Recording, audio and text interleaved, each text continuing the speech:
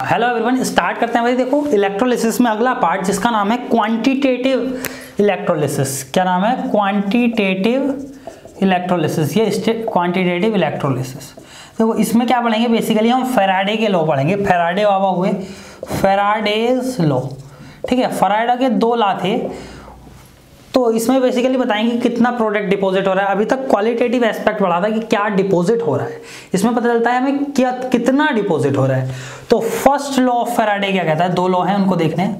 सबसे पहले first law of Faraday को देखेंगे। देखो फर्स्ट लॉ ऑफ फैराडे ने बोला कि भैया कि जो मेरा इट स्टेट्स दैट, लो डेफिनेशन लिख लो, it states that the amount deposited at anode और cathode is during electrolysis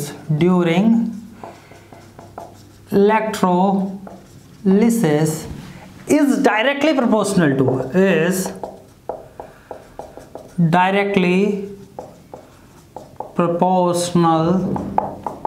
to किसके डायरेक्टली प्रोपोर्शनल होगा भैया? Charge supplied in solution. कि भैया देखो क्या है कि अमाउंट जो डिपॉजिट हो रहा है मेरे इलेक्ट्रोलाइट का, बेसिकली कैथोड या एनोड पर, इसको हम W से डिनोट करेंगे, वो डायरेक्टली प्रोपोर्शनल होगा Q के। Q मतलब चार्ज कितना सप्लाई हो रहा है, ठीक है। अब W जब प्रोपोर्शनलिटी हटाएंगे तो कांस्टेंट आएगा, W is equal to ZQ और Q is equal to IT होता है, आपको पता है। I is current, T is for time. तो W is equal to Z into I into T। अब इसमें अलग अलग क्या चीज है भैया? देखो Q तो मेरा चार्ज है, ठीक है। W मेरा अमाउंट है, अमाउंट डिपोजिटेड, ठीक है, जिसकी यूनिट ग्राम में होगी, ये बात याद रखेंगे। Z इज मेरा, Z क्या है? इलेक्ट्रोकेमिकल इक्विवेलेंट है। Z इज इलेक्ट्रोकेमिकल इक्विवेलेंट, जिस कांस्टेंट है बेसिकली एक, जिसको हम इलेक्ट्रोकेमिकल इक्विवेलेंट बोलते हैं। और ये होता क्या है इलेक्ट्रोकेमिकल इक्विवेलेंट? मास डिपॉजिटेड पर यूनिट चार्ज।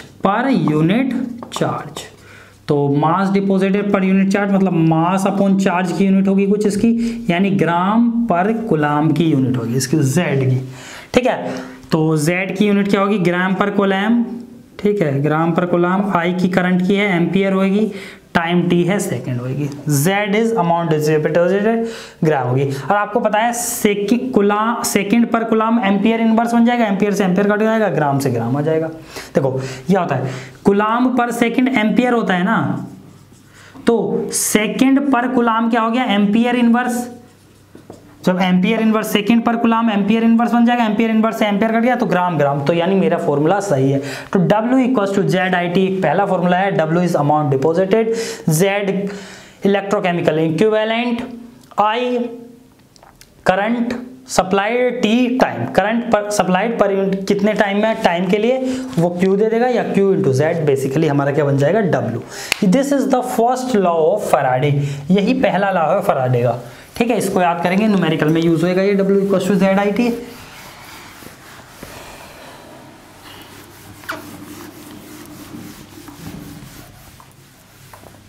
आ जाओ। देखो सेकंड लॉ ऑफ फैराडे क्या कहता है? सेकंड लॉ ऑफ फैराडे कहता है कि भैया कि अगर इट स्टेट्स दैट, ऐसे ही करके लिखते हैं, it states that if same charge same current, ऐसा बोल दो, सेम चार्ज सेम करंट या is supplied to different solutions. कि भैया दो डिफरेंट सॉल्यूशन है मेरे पास बीकर में, एक ये है, एक A है सॉल्यूशन, एक B है। दोनों को मैंने सेम चार्ज या सेम करंट सप्लाई करी है, ठीक है, two different solution, then the ratio of mass deposited on respective electrodes is equal to the ratio of mass ratio of their equivalent masses, equivalent mass, उनके equivalent masses के ratio के equal होगा। देखो equivalent मास क्या होता है, equivalent mass को हम E से डिनोट कर देते हैं, which is equal to molar mass upon में n फैक्टर। n फैक्टर आपने निकालना सीख लिया है, बस वही है। तो E is equal to molar mass upon n factor. देखो यहाँ सेम चार्ज, सेम करंट, या यह ऐसे भी हो सकता है कि इलेक्ट्रोकेमिकल सेल, दो electrochemical cell connected in series, अगर वो सीरीज में कनेक्टेड है, कनेक्टेड इन सीरीज में यार पैरेलल दो तरीके से कनेक्ट होते हैं ना, दो इलेक्ट्रोकेमिकल सेल अगर सीरीज में कनेक्टेड है तो भी क्या होगा, ये फैराडे सेकंड लॉ ही वैलिड है, मतलब उसके लिए सेकंड लॉ यही कहना चाह रहा है, ठीक है। या सेम टाइम के लिए कोई सर्टेन चार्ज अप्लाई किया दोनों पर, ठीक है। देखो तो यहां से क्या बनता है कि W1, ठीक है, upon W2 is equal to E1 upon E2। E1 and E2 are the respective equivalent masses, कि भैया W1 जितना डिपॉजिट हो रहा है, देखो इसमें यही तो है कि W1 और W2 का रेशियो इक्वल होगा E1 और E2 के रेशियो के, चार अमाउंट डिपॉजिटेड का ratio is equal to their equivalent masses का रेशियो, ठीक है। ये हो गया हमारा फैराडे का सेकंड लॉ। आओ अब कुछ रिलेशन देखते हैं इनसे, फैराडे के फर्स्ट लॉ और सेकंड लॉ से क्या क्या रिलेशन बनते हैं, आओ उनको जानते हैं। तो फैराडे लॉ से क्या क्या रिलेशन बनते हैं, आओ उनको देख लेते हैं। देखो कि भैया नंबर ऑफ फैराडे सप्लाइड, मतलब basically faraday is basically charge है, तभी फैराडे चार्ज की यूनिट दी गई फैराडे को, is equals to number of equivalent formed, मतलब इक्विवेलेंट फॉर्म्ड या डिपॉजिटेड एक ही बात है। नंबर ऑफ इक्विवेलेंट फॉर्म कि जितना फैराडे चार्ज सप्लाई करेंगे उतने ही इक्विवेलेंट फॉर्म होंगे, इसको हम इक्वेशन नंबर 1 मान के चलो, ठीक है। तो देखो 1 फैराडे ऑफ चार्ज क्या होता है, 1 फैराडे ऑफ चार्ज होता है 1 मोल ऑफ इलेक्ट्रॉन का चार्ज, 1 मोल ऑफ इलेक्ट्रॉन का चार्ज।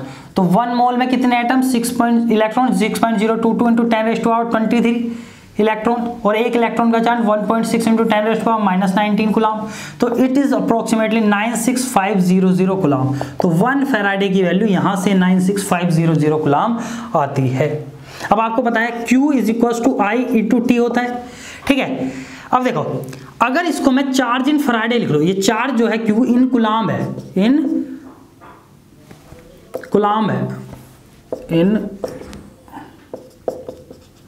कूलम है, ठीक है। चार्ज इन फैराडे अगर मैं इसी की बात करूं, फैराडे में लिखने की बात करूं, तो आपको पता है ये हो जाएगा I इंटू टी अपॉन में 96500, ठीक है। फैराडे में I इंटू टी अपॉन 96500। अब नंबर ऑफ इक्विवेलेंट, देखो इसको पुट इन इक्वेशन 1, ये जो 1 माननी थी इसमें पुट कर दो कि फैराडे चार्ज, एक फैराडे चार्ज किसके इक्वल है, 965 mole of electron, number of Faraday supplied equal to किसके, नंबर ऑफ इक्विवेलेंट फॉर्म के। तो नंबर ऑफ इक्विवेलेंट कितने होंगे, is equal to W upon E, ठीक है। देखो भैया तो ये क्या है, वेट डिपॉजिटेड या फॉर्म्ड अपॉन में इक्विवेलेंट मास, अपॉन में इक्विवेलेंट मास। देखो इक्विवेलेंट मास और नंबर ऑफ इक्विवेलेंट अलग अलग चीज होती है, याद रखना। इक्विवेलेंट मास और नंबर ऑफ इक्विवेलेंट दोनों अलग अलग चीजें होती हैं, इस बात को आप ध्यान रखेंगे। इक्विवेलेंट मास और नंबर ऑफ इक्विवेलेंट दोनों अलग अलग चीजें होती हैं, सेम चीज नहीं होती। तो number of equivalent weight deposited upon में इक्विवेलेंट मास, या वेट डिपॉजिटेड या इसको गिवन मास भी बोल सकता हूं, गिवन मास अपॉन में इक्विवेलेंट मास, ठीक है। नंबर ऑफ इक्विवेलेंट आ जाएगा। देखो अब इसको इक्वेशन 1 में पुट करो, नंबर ऑफ इक्विवेलेंट की जगह क्या कर देंगे, इसको भी नंबर ऑफ इक्विवेलेंट की जगह क्या आ जाएगा, यहाँ number of equivalent put in equation 1, number of equivalent की जगह आ जाएगा W अपॉन E, और फैराडे की जगह आ जाएगा I इंटू टी अपॉन में 96500। तो यहाँ से W की वैल्यू आ गई E into I into T upon में 96500। अब देखो इसे फर्स्ट लॉ से कंपेयर करो, फर्स्ट लॉ क्या होता है, W is equal to Z into I into T, ठीक है। W is equal to Z into I into T. ये इक्वेशन नंबर 2 बन गई, और इसको फर्स्ट लॉ से कंपेयर करेंगे, नए नए रिलेशन आएंगे, ये सब रिलेशन यूज हो जाते हैं।